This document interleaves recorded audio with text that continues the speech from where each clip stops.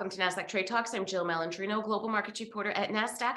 Joining us for this segment, we have Chris Englebert, Founding Partner and Chief Investment Officer with Englebert Financial Advisers, to discuss how RIAs should talk to their clients about earnings, recession, and what inflation means to their portfolios. Chris, it's great to see you as always. Welcome back to Trade Talks. Hey, Jill, thanks for having me. Yeah, you're right. We've been doing numerous client meetings after the first of the year. And really what's on top of everybody's minds is those big, three big items, earnings, what's going to happen this year with companies and their earnings. Right now we're in the midst of earnings week and we've had some hits and misses so far. But, then people are like, hey, what's going to go on, with a recession? Are we having a recession? This has got to be probably one of the most telegraphed recessions I've ever seen in my career. And then finally, people are really asking the question, is inflation dead? Has the Fed done enough or not? They're seeing some, prices come down in certain areas. But again, for example, still at the grocery store, prices are still high. So again, this overriding concern about, a lot of market pundits were out there in the fourth quarter going, gee, the fourth quarter earnings are really going to be bad. And we've seen a pretty significant rally in the equity indexes, and these earnings are not dropping off the cliff that everybody's, projecting. And again, like I said, as far as a recession goes, we've had a blowout jobs number much higher than what anybody expected. So it's really hard to get in that recession camp, at least for the first half of the year. I mean, a lot of people heard about the big tech companies laying people off, but then you turn around and see the jobs numbers we had. And again, the economy is still rolling along.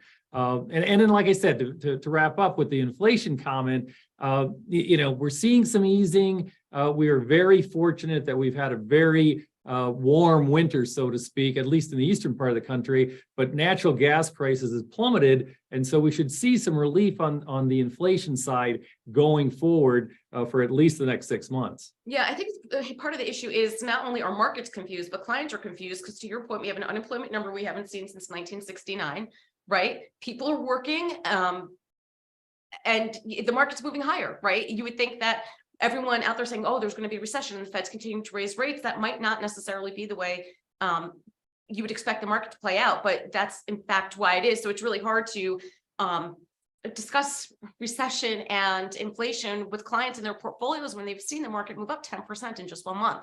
So it's got to be challenging as an advisor to kind of keep them in check. Meanwhile, FOMO always plays into this. Yeah, and that goes into what, we have to do as an RIA. I mean, you and I have talked about this previously, and especially last year when it was so challenging. You had equities down, you had bonds down as much as equities, and you had a lot of clients wanting to abandon their long-term investment strategy and just sit on the sidelines. Well, we did a tremendous amount of hand-holding. We said, don't do that, because sure enough, literally in the last 4.5 weeks, we've seen a major rebound in the equity averages, and the bond market has done extremely well too. So if anybody made a radical change to get out, in September, which would have been disastrous, they would have missed the ensuing rallies that we've had so far. And again, stick with your long-term investment strategy. There's going to be times when it's challenging, but then you get the other side of the coin. And we've been saying the last couple of months, we thought the surprise is on the upside. And so far it has been, it's been positive. Yeah, let's take a look at a couple of the charts here. We'll start with the S&P 500, of course, with one of its best starts to the year. Yeah, no question about it. Now, there's some very interesting things happening. There was the mother of all downtrend lines that have been broken. We are now getting some more technical aspects that are queuing up.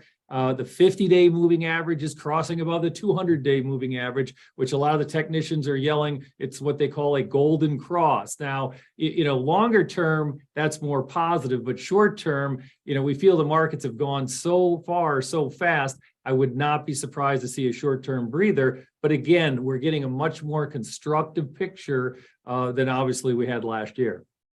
And Chris, if we take a look at the NASDAQ, of course, what led the way during the recovery also leads the way during the sell-off, and now leading the way again as we've seen this rally. Yeah, and this just goes to show you, obviously, large cap growth is extremely volatile. Down over 30% last year with the NASDAQ, but now up to almost 16%. This year, what we feel happened is that a lot of these stocks led this whole recession, layoff, corporate earnings are going to be disastrous themes. And now they're coming out and earnings may not be good, but they're not disastrous, number one.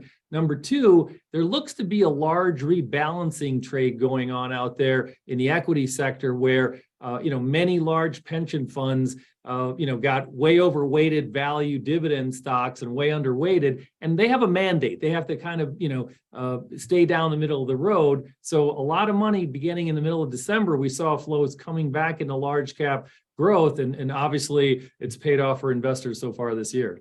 Right. And of course, let's take a look at the Russell 2000 because small caps are prime for this market environment. Yeah, I've been a cheerleader in this section for the last 16 months. It's starting off extremely well this year.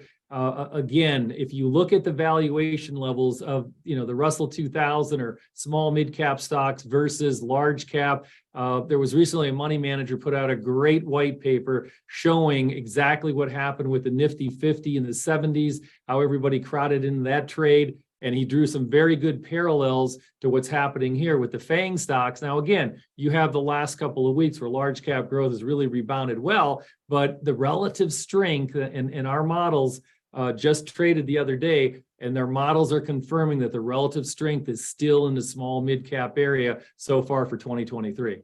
And how about oil? I mean, you mentioned earlier at the top that energy is having, despite as cold as it has been, natural gas is so regional. It really is interesting. But what about oil? How's that trading? Yeah, I mean, oil is having a tough time holding above $80 a barrel. You can see this long-term downtrend line. It rallied back up to it. And the real question is whether or not oil is going to be able to hold in the 70 sector, $70 price range. Because I think if it loses $70 a barrel, you could quick see a move to 40 or 50, which would be a huge relief again to the consumers out there. But again, the story here is this isn't really a recessionary trade. This is a trade where there's plenty. Again, commodities tend to be self-correcting. What we mean by that is higher prices produce more supplies, and eventually that surplus catches up. And we think that's what's happening in the oil market and the natural gas market. And finally, Chris, let's wrap up with the 10-year. Yeah, everybody's been watching the Fed. They did raise this week a quarter basis point on the short end. But you can see, back in November, there was a large spike to 450 on the 10-year Treasury. It seems to be settling around, finding its home, so to speak, right around the 350 level, 3.5% level. Important chart pattern here is that, if interest rates dip below 345, you could see a quick move down to 3.25 or 3%. Now, does that forecast recession in the back half of the year? I don't know, but my view this year is that interest rates, after the tremendous move that they have had last year, tend to kind of go to sleep this year, and we could be plus or minus 50 basis points right from this level, around 3.5% for the rest of the year. All right, Chris, appreciate the insight as always. Thanks for joining us on Trade Talks. I'm Jill Malandrino, Global Markets Reporter at NASDAQ.